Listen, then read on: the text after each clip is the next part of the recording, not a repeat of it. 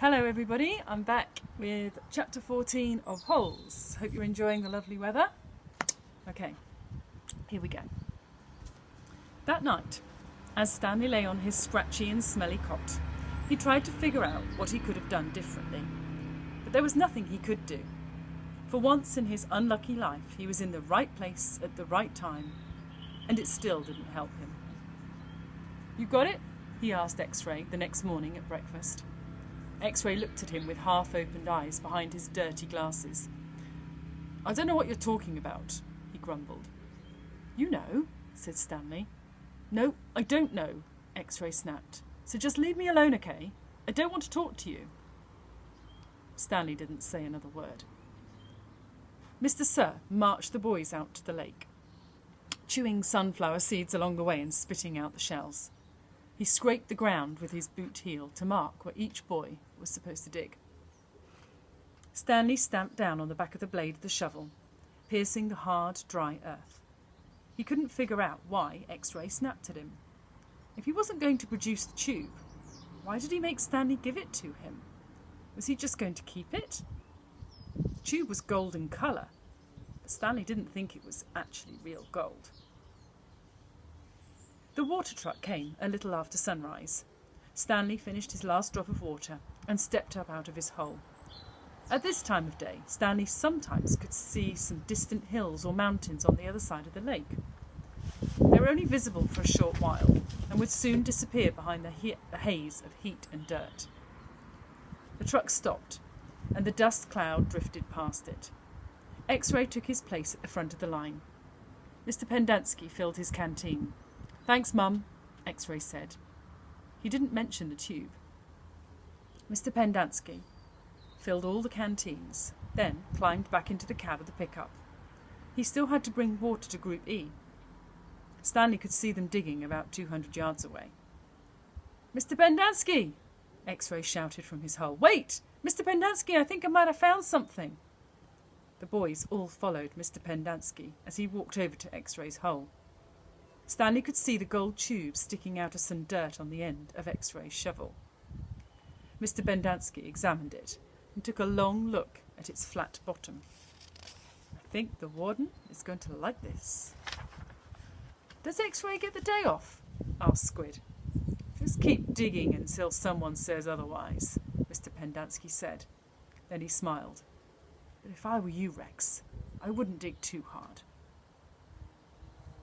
Stanley watched the cloud of dust move across the lake to the cabin beneath the trees. The boys in Group E were just going to have to wait. It didn't take long for the pickup to return. Mr. Pendanski stepped out of the cab. A tall woman with red hair stepped out of the passenger side. She looked even taller than she was, since Stanley was down in his hole. She wore a black cowboy hat and black cowboy boots, which were studded with turquoise stones.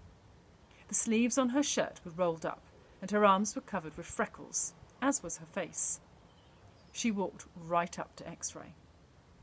"This where you found it?" "Yes, ma'am." Your good work will be rewarded."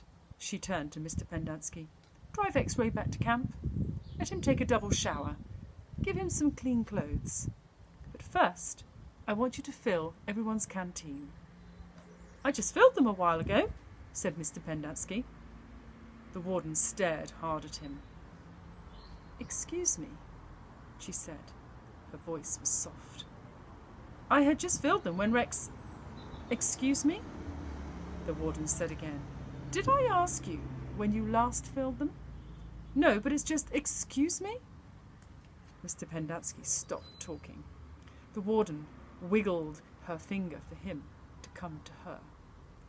"It's hot, and it's only going to get hotter," she said. "Now these fine boys have been working hard. Don't you think it might be possible that they might have taken a drink since you last filled their canteens?" Mr. Pendanski said nothing. The warden turned to Stanley. "Caveman, will you come here, please?" Stanley was surprised that she knew his name. He didn't even know the warden was a woman. He nervously went towards her. "Mr. Pendanski and I have been having a discussion.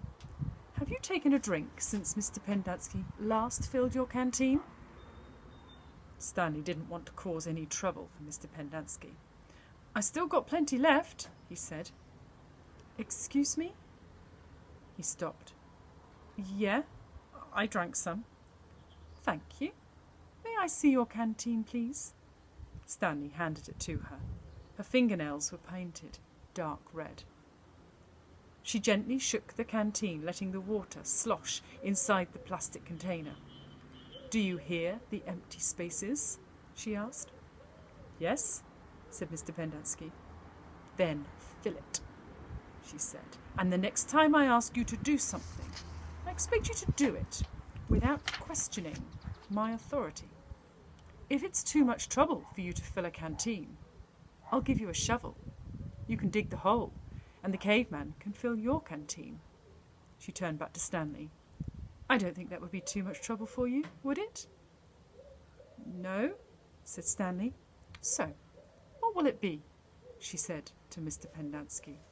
Do you want to fill the canteens, or do you want to dig? I'll fill the canteens, said Mr. Pendanski. Thank you. And that's the end of chapter 14.